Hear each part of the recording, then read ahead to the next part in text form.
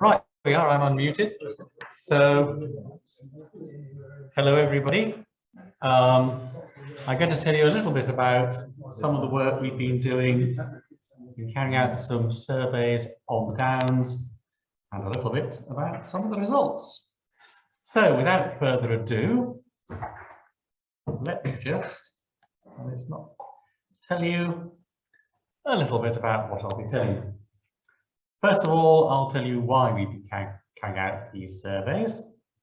I'll next be telling you where. In fact, I might just give you a clue by going back to the cover slide, because you can see most of our survey area on that little slide down, little picture down there that was taken a few years ago from the top of Lowbury Hill looking west across towards West Ilsley. That's the area we're going to be looking at.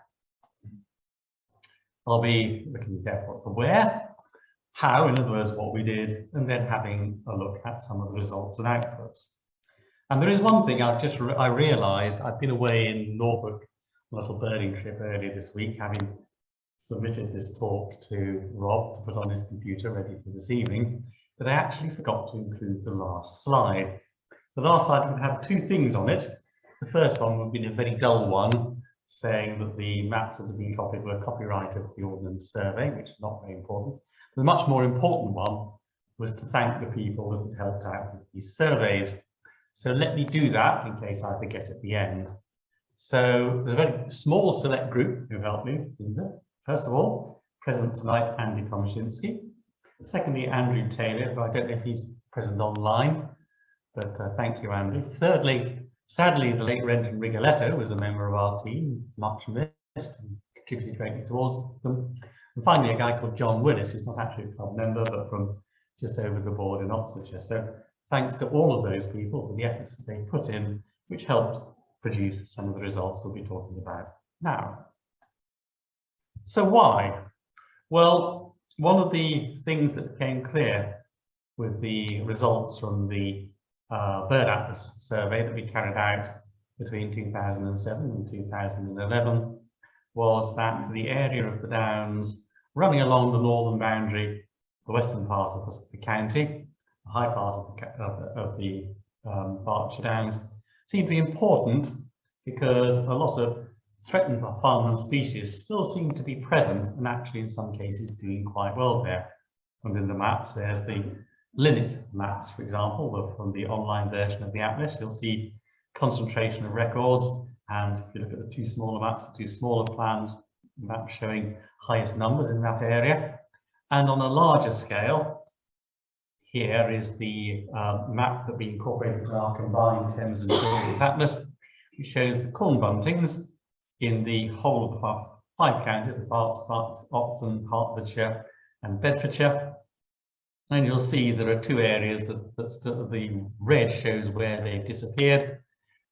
The grey spots are where they still persist, some up in Bedfordshire, very few along the Chilterns, but quite a large lump again in West Berkshire along the top of the Downs. And, oh, hang on, sorry, I just skipped one. And there were, and what we targeted in these surveys in particular, were those red-listed species, all of which still persist in that area: grey partridge, lapwing, skylark, yellow wagtail, linnet, yellowhammer and corn bunting, and also 2 amber-listed species, meadow pipit and willow warbler. The second reason for running these surveys, firstly, was overall, as you're probably aware, with us leaving the European Union, there are new developing agricultural and environmental policies emerging, and there's interest in what's happening to wildlife, in particular bird life, on farms.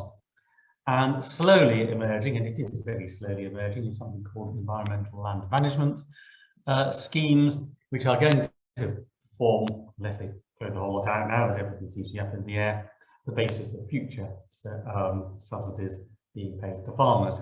And it's going to be, or it's meant to be, based on improving, maintaining and improving, amongst other things, wildlife, although the details are still yet to be published for anything other than those measures which relate to soils.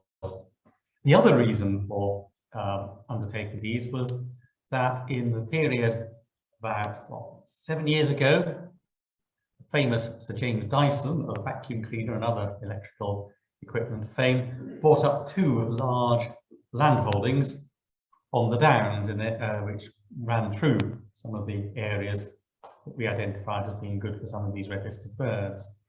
The Churn estate, which is largely in Oxfordshire, runs into Berkshire, and the Compton estate running it. So in all, it's a huge area, about 24 square kilometres. And there was some concern at some of the things that they were doing there, although they were also doing some good things like maintaining, safeguarding of stem curlews. And there had been some outreach to the managers of the estate about doing some work for them. It has to be said that the estate's not always very good at communicating back, and despite promises of taking things further, nothing more was heard. So the decision was taken to take the initiative ourselves. And this is the area that we're looking at. We've got Compton here, Blueberry. That's the area largely controlled by Beeswax Dyson. And over here at West Ilsley, part of the measures being taken by government and government agencies is to encourage what we call farm clusters. And as mentioned in the Conservation Subcommittee report, these are groups of farmers who are encouraged to get together to share best practice and hopefully implement some wildlife-friendly management on their land. Pilots for these were done a few years ago, very successfully, in parts of the North Essex Down area of outstanding natural beauty. And as at 2019, or early 2020, a cluster was being organised at West Ilsley. They have facilitators who are funded by Natural England. A facilitator had been appointed. You even had an initial meeting in the pub at West Ilsley with some of the farmers and the farm walk in anticipation. And then, of course, we had lockdown. And the funding of facilitators for new clusters went into abeyance for a while, 2021. But having decided to start some farm surveys, we decided to cover this area as well. So let's have a look at the areas that we covered. And I apologize, by the way, to those at home, because it probably won't show up as well to you at home as it will to those in the auditorium. Pictured here, I will use my cursor to help with the, actually, is that? You have to move it across the screen. Ah, sorry, how do I do that? Move it to the right. Move. Keep going right. Use the mouse. Use the mouse, right, okay. Keep going right until you see it on the screen up here. All right. No, that doesn't seem to work. Sorry.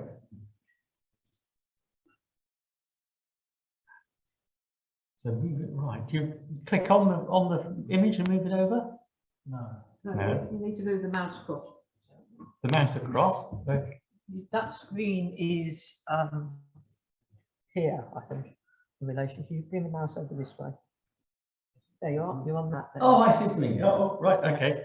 And now that's moving slides for me without that. Right. Yeah, Really? sorry, it's not without some. It's not without the difficulties, is it? Yes, I know. So I got to move it back over here. I know Move the slide back. Bear with me. Sorry about that. That's So it. now, That's good because that can be seen. That oh, great. Okay. Apologize, everybody. This is learning on the job. And let's have a quick look at some areas then that we covered and how we did it as well. This is the Beeswax Dyson estate, again, moving to the top, Compton to the south.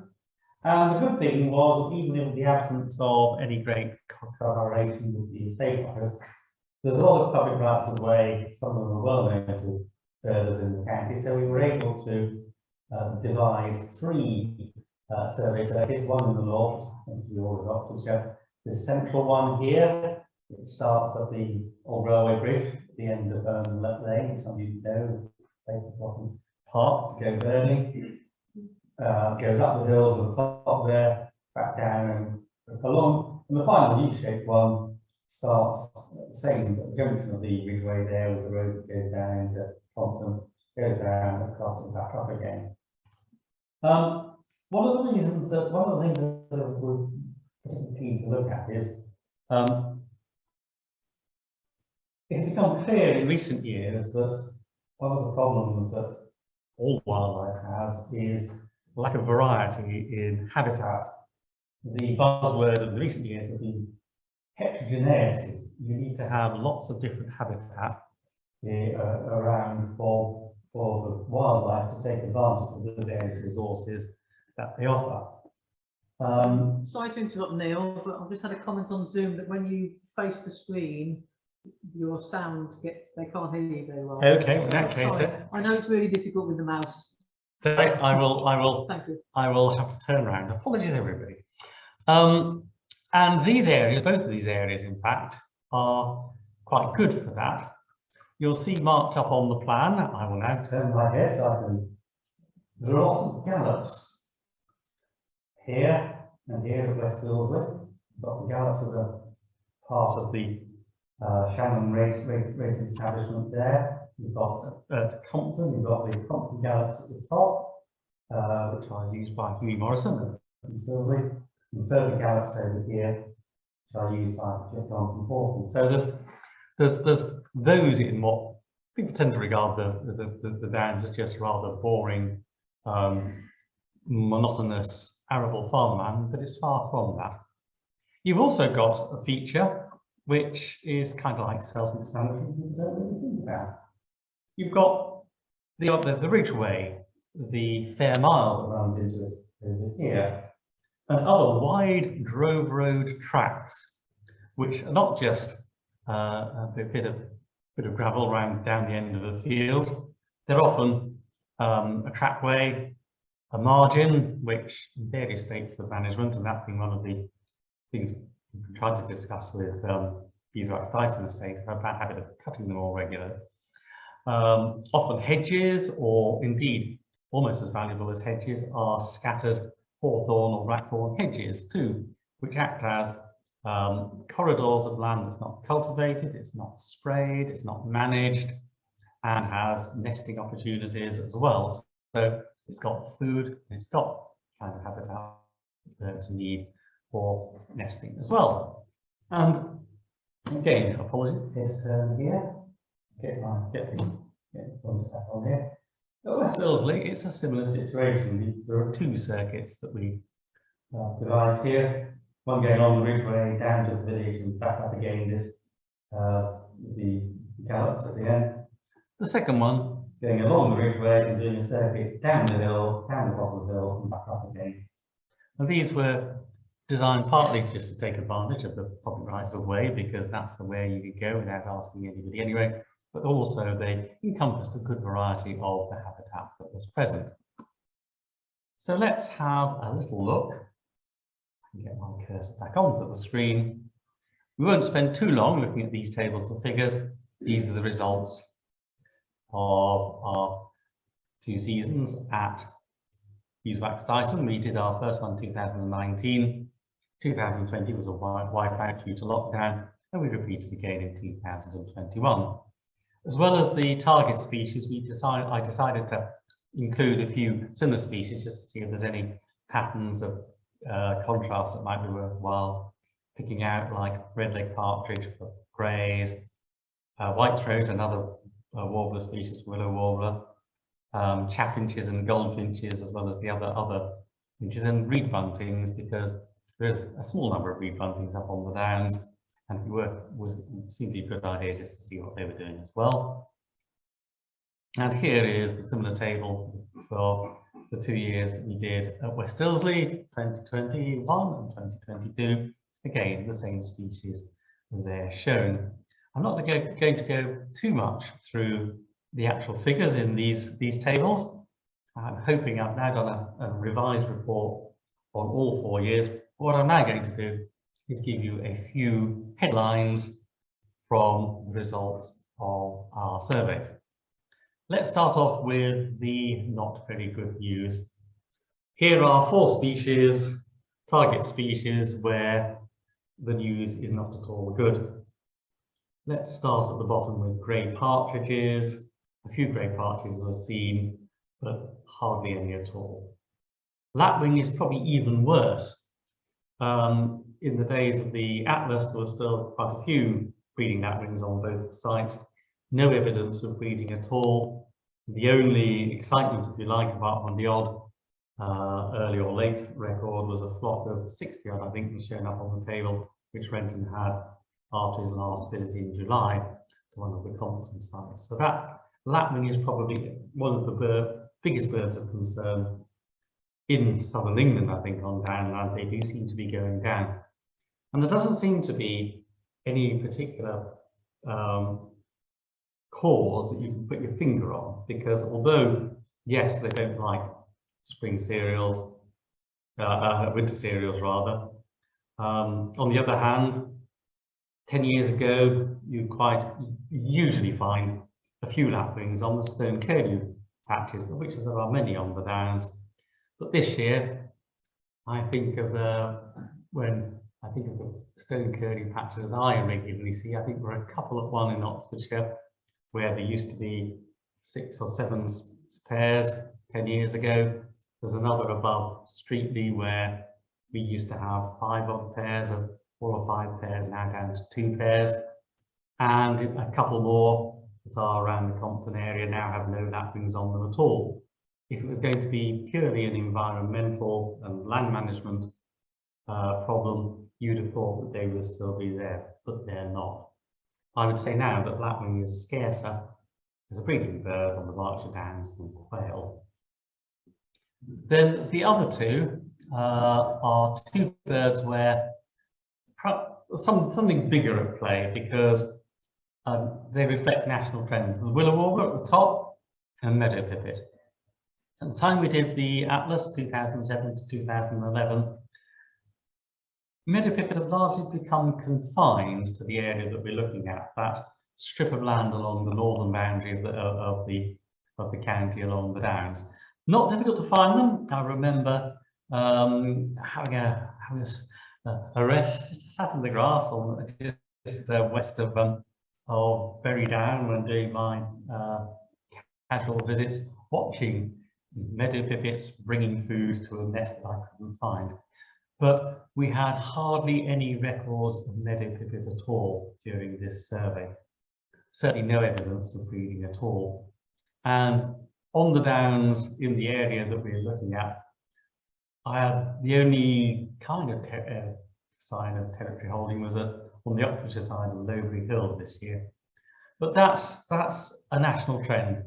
I mean, for example, I read Dick Potts' book on partridges a few weeks ago, which published a few years ago. He talked about work he'd done for many years on the Sussex Downs, and he says that meadow pipits disappeared by the first few years of this century from the whole of Sussex. They're disappearing northwards. It seems to be a climate change link thing rather than anything else. Similarly, willow warblers, they are going down rapidly in numbers in southern England. The northern populations in Scotland seem to be doing quite well. So I think the loss of our willow warblers and meadow pipits seems to be part of a general, probably climatic rather than environmental problem. So let's look at some of the rather more positive things. 2 birds that are doing particularly well up on the downs compared to other places are corn bunting and yellowhammer. And it's quite good because we had a lot of them there. We were actually able to have a look to see what kind of habitat they were using. Let's have a look, see if I can get them. These 2 maps here are all the records we had of the 2 species at Compton and Churn. And okay, there is a bias here. We can't get away from the fact that because we were walking these drove tracks, we were going to get more along there than elsewhere. But nonetheless, you know, compared to out in the fields or some of here, for example, the road up to Blueberry, considering less registrations, they were there, but they weren't getting anything like the numbers they were along here. down here. And similarly, yellow hammers, but there are some differences in the distribution of birds. Note absence of yellow hammers along here. That's the concrete road at Chair, which many of you will know. Note also absence up here. That's the track that goes from the northernmost old railway bridge over the old Newbury Dickett Railway to the top of the downs there. There's a clear habitat preference or avoidance by yellow hammers of open areas without much in the way of bushes, etc. Whereas quite a few good bushes like we've got here towards the bottom, you go down to the second railway bridge, or that nice densely, nice and large hedge that is there near the junction of the Fair Mile and the Ridgeway, and you get a lot of them. And there's a similar pattern, but not quite. Hang on, let's get onto the. I can get my cursor back onto changing the slide. Emerges at West Ilsley. Again, let's just get my cursor out. Go along from Park up. That's the very down car parks there. There's a nice little bushes along there, so you get a particularly good concentration of yellow hammers at that far end where you turn left to go back down to the village where there are lots. You know, at the top end of that lovely scrub that carry down. That's a great for yellow hammers, much better than it is corn buntings. Corn buntings, on the other hand, down that wide track and margin that runs along the gallops down towards the village, the west end of West Ilsley. That's corn bunting country, not yellowhammer country. And it enabled me to draw up the following. Hang on, let me get back to the slides. Okay.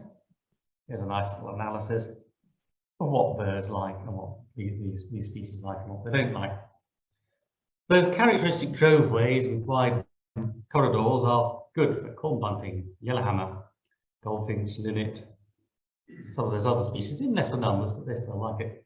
And I mentioned at the end the species that we picked up, although we weren't actually actively surveying them. People used to mark them on their visit maps, even though we were not meant to be living in stonecats as well, a species which is doing well up in the downs. If there were no boundary hedges or bushes, then it was only really corn buntings plus some linnet, goldfinch, whitethroat that we cantered along those areas. Then looking at the field boundaries, fields with hedges and bushes were fairly attractive to a much greater range of species than field boundaries with only fences. Corn buntings do like anything they can sit on and sing from, but only linnets and whitethroats generally seem to be present on such field boundaries apart from that. And also it's quite interesting to look at the crop type too. We had a certain amount of unimproved grasslands, skylarks like those. The remaining meadow pipits occurred there. Improved grassland is pretty unattractive. I know Andy Komczynski up there will no doubt remember going down the hill from the Ridgeway towards the village through those horse pastures nibbled to the soil, and the sheep that were just before them. There's hardly any bird life on that at all. That's improved grassland, which I think is generally recognised now as poor bird habitat. The cereal crops do rather better. Skylark, corn bunting, linnet, whitethroat, red-necked partridge, a quail from more than one quail, and indeed a few yellow white-tails. So oilseed rape is a particularly attractive crop, it appears, for many of these species. The list shown there, and that's also where we had stonechat. I just meant, although we didn't get very many reed buntings in the course of all these surveys, they all occurred on oilseed rape crops. Oh no, that's not quite true actually. I think we did have one corn bunting that I mentioned there. I think there was a linseed crop. We also had them on. Take that comment back. So it was good to see this, to be able to draw some of these conclusions out. So what conclusions can we draw from it?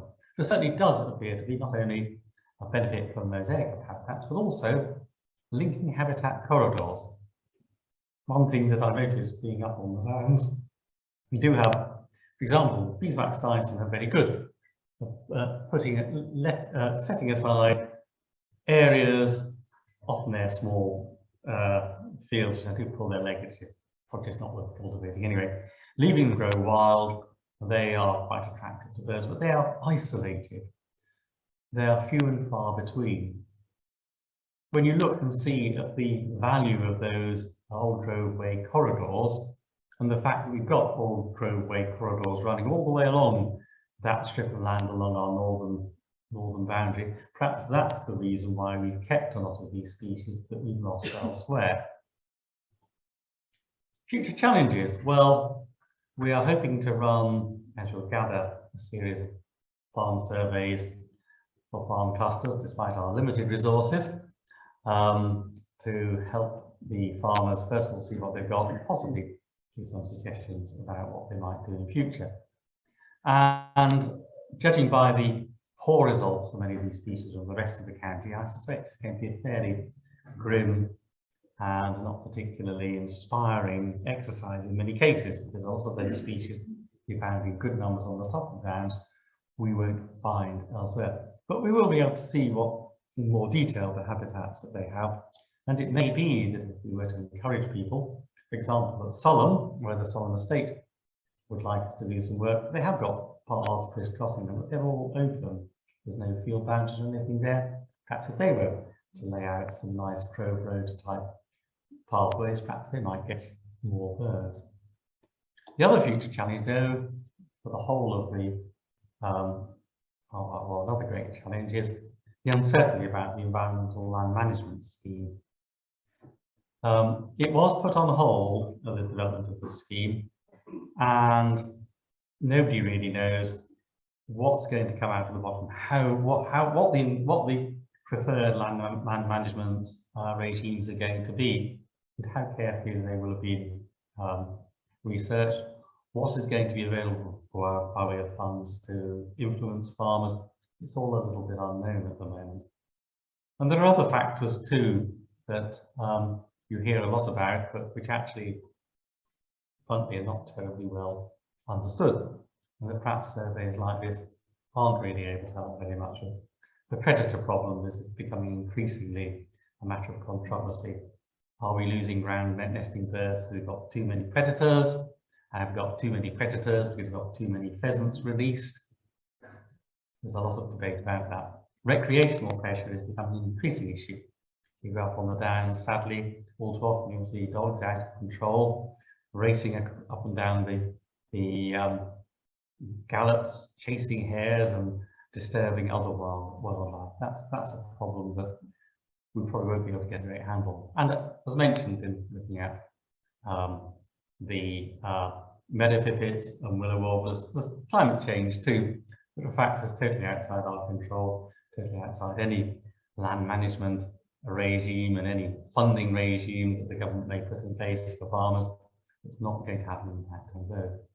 So that is a little insight as to what we've been doing. As I say, apologies about the lack of a last slide, thanking everybody involved. I've given my thanks to everybody. If anybody has any questions, please ask them. If anybody wants to help out with the surveys we're running, please let me know. Probably because of the large number of farms who want surveys carried out, they won't be as intensive as these 2 surveys have been. I hope there will be space in an annual report in the next year or 2 for the report I've done that goes into this in rather more detail to be published. It is quite interesting to see, and hopefully something good will come of it. So there we are. Thank you very much, everybody.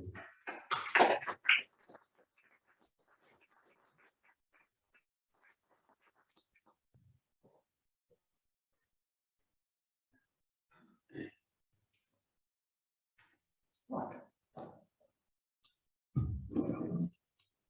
Okay, thank you. Thank you, Neil, for that summary and all the work that's gone into it. Are there any questions from? Yes, Carl. I have a question about the slide you put up on crop types. I thought it was interesting about the grape. When were the surveys done in relation to the stage of the oilseed rape crop? They were actually done. The surveys were done. The instructions were, perhaps I should have said this, to do between 5 and 6 surveys. It's like a sort of condensed version of the old common bird census. So between late April and early July, ideally once every fortnight during that period, and most people, because everybody's got other commitments, managed 5, sometimes it is 6. So it's throughout the whole season. So where a particular oilseed rape field happened to be would be depend on when it was sown, and I don't think any were harvested during that period. So it was during a period of what's that, 2.5 months to 3 months of growth on the oilseed rape. And if it's sown early, it's already quite a dense crop at the beginning of that period. Usually these days. It would be in flower. Yeah, exactly. Yeah. That's when I did see the plantings in oilseed rape than it was in flower. Yeah. Is that because it attracts more insects and they're feeding their young, and therefore they've got a better chance? That's an interesting one, Trevor, because I think it's partly that. I think it's also partly that the structure of the crop provides more nesting opportunities than ordinary cereals. Certainly better than improved grassland. But there's not much that's worth of improved grassland, I think. I'm actually surprised you mentioned that nesting opportunities in the dense crop of oilseed rape. Well, No, I mean, it was actually reported. yeah, exactly. Yeah, absolutely. I mean, the on the edge, presumably, or within the crop. I mean, you know, they just you see them, and then you see later on in the season as young. But another crop. I mean, we didn't do any surveys on the beeswax Dyson estate this year. But this year, that sort of central route, there's a big triangular field that, if you know that part of the world, just lies to the east of the old railway line. And there was a pea crop on there, and that had reed buntings and yellow wagtails on there, good numbers of white throats as well. But it is quite a complex structure of the plants. You know, they're not just going up and seeding; they're producing a nice brassica type thing with a lot of structure in it. So, you know, it certainly seems to work. In terms of variety, I recall coming across a sunflower field, and it was just full of birds because of the seeds and habitat and the density of it in the western. So if they plant crops like that, then it's likely to be more opportunities for breeding birds. Can I ask a question about switching the subject slightly? With your discussions with the farmers, what sense did you get from them as to what motivates them? Is it money, ELMS money, or is it a bit more than that? They actually want to do something for the bird populations in the countryside. Okay. Sorry, but for the benefit of those at home, I'm just being pointed out to me that people haven't been able to hear some of the questions that have been raised. So if I can quickly recap. Firstly, some surprise expressed as to oilseed rating. I've probably got my answer what the response to that was. Andy has mentioned and backed up that by saying that he's seen a number of things in oilseed rape crops over the year. Mentioned also that sunflowers seem to attract a good number of birds as well. We haven't had any sunflower crops on our survey plot. Then Andy has just asked me what attitude there's been when speaking to farmers. And I'm going to take a seat for this. This is actually quite a complicated issue. I guess the first thing I'd say is that none of the people that I've spoken to, which is there's 2 farming brothers and another guy up at West Ilsley who farm most of the land there, and Beeswax Dyson, it's the manager there, and his boss, who is can't remember his title. There's no hostility, and there seems to be general interest in the birds and a general desire to see something, you know, that something that there's a general sympathy. What I would say, and I think this is particularly evident in the lack of constructive engagement we've had with the Dyson estate in more detail, is that we are just one of many things that they have to deal with, and they are quite happy to go to an open day or a farm walk or something. They're quite happy to you know, have a chat. But actually, I mean, the classic thing, and Andy will know this, is and indeed that I've heard people mutter and curse around. They're very proud of their stone curlew plots, but often they forget to cut them in time, so they're not in very good condition when the stone curlews arrive. And it's a bit like that, really. There is a general sympathetic view, a desire, underlying desire not to do anything harmful, but it's one of the many things they've got to do in their life, and sometimes it drops down the agenda and nothing's done. As to attitudes towards elms, I think the proof of the pudding will be in the eating. I mean, feedback I've had over the years in the past has been interesting. Some of the old schemes, of course, the famous thing 20 odd years ago with set aside, where the cutting dates actually were pretty disastrous for wildlife. But of course, if you're a farmer getting a subsidy, you cut on those dates, even if you thought this is bloody daft, I shouldn't be doing it. One telling comment I had, which I think was actually from a contractor rather than a farmer, was the uncultivated strips down the fields were very welcome indeed, because it meant that the tractor didn't get too close into the hedges, and you didn't get people getting docked wages because they knocked the mirrors off their tractors. So, you know, I guess if it's important for the money, they will do it anyway. They will do it anyway, even if they don't really believe that they're effective. I haven't come across in the area, even, you know, I can't say that I've come across any farmer that has actually been against any wildlife conservation efforts and thinks that birds and wildlife's rubbish. They mostly acknowledge they like seeing them and they'd like to do something. I think the most negative thing that I've come across, which I think is a very unfortunate thing, about 3 or 4 years ago, some of you may have heard of the Rural Payments Agency, which is the agency that deals with these payments, has a very bad reputation for efficiency, officiousness, and lateness in making payments. And one of the closest landowners to us that has a stone curlew patch, one year was so fed up, he actually took down the fences around his stone curlew patch. He thought, well, if you're not going to pay me, why should I do it?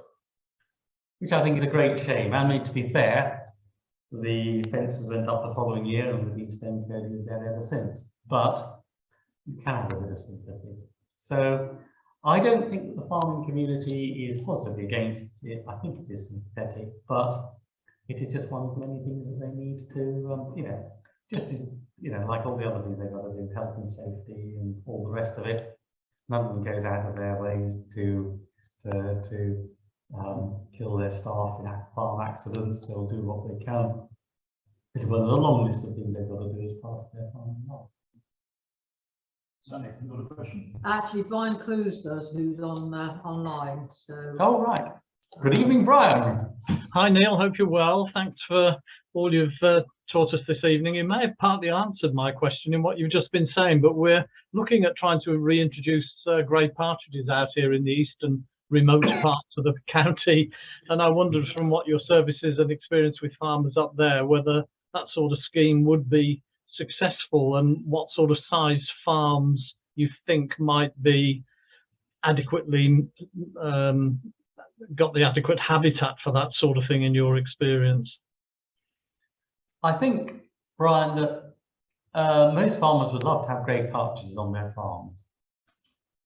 There's a lot of problems with partridges, and one of the things is that you need a combination of the habitat, which means providing nesting niches, whether that's uncultivated banks, hedges, whatever. I mentioned, pardon me, a little earlier, that I'd read Dick Pott's book recently, The New Naturalist on the Partridge, and one of the things that he was saying is a problem on arable land is that he devised what they call the headland scheme, whereby the owners of fields, there would be parts left unsprayed, which would still have the insect population, wouldn't be knocked down by the sprays. But there's a great problem with spray drift. So a lot of farmers have set aside strips of land alongside their arable crops. It hasn't worked because the spray they put on during the season drifts into these margins and actually kills the insects they were designed to protect. So you're probably looking at a farm or farms with hedges, grass banks, a low chemical input policy or pesticide input policy, and wish you all the best, really. Ironically, the manager at on the Dyson farm has a few around his buildings that he's very, very proud of. Haven't spread very far elsewhere, but overall in the area that we've been surveying, even though it's probably some of the best in theory country partridges around, there aren't very many, and we do have these areas of gallets that are not sprayed. We do have these troveways, and that should mean there should be more food for them. But best of luck. Let me know how you get on. Yeah, we will. We've got the GWC2 doing a survey for us on the areas we're nominating next week, so I'll update you when we've heard from them. Thanks very much indeed. Oh, that's good. If anybody knows about partridges, it's them. Yeah, thank you. I think in view of the time, we need to bring tonight's meeting to an end. So thank you very much, Neil, for talking to us this evening. Thank you for all the work that you do. And if anyone out there is contemplating helping, then do contact Neil and see exactly what's involved, how much effort is required. So let's thank Neil in the conventional way.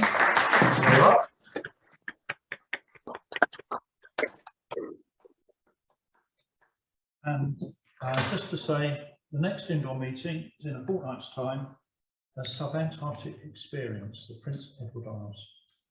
And the next outdoor meeting will be on Monday, November the 28th, Pennington Marsh.